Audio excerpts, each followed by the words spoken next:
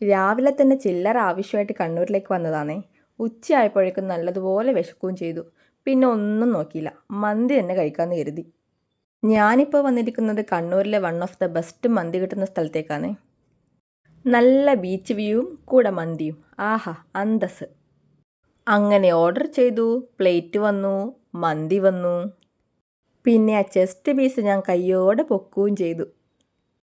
പിന്നെ അതിൻ്റെ കൂടെ കുറച്ച് റൈസും കൂടെ കോരിയിട്ട് ഞാൻ എൻ്റെ പണി മെല്ലെ അങ്ങ് തുടങ്ങാമെന്ന് കരുതി.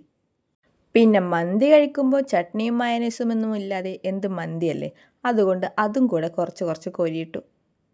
ആദ്യം ഞാൻ റൈസിൻ്റെ ഫ്ലേവർ ഒന്ന് നോക്കി, ഒരു രക്ഷയില്ല ഗൈസ്, അമ്മാതിരി ടേസ്റ്റ്. പിന്നെ ഞാൻ മെല്ലെ ആ ചെസ്റ്റ് പീസിനെ തന്നെ അറ്റാക്ക് ചെയ്തു.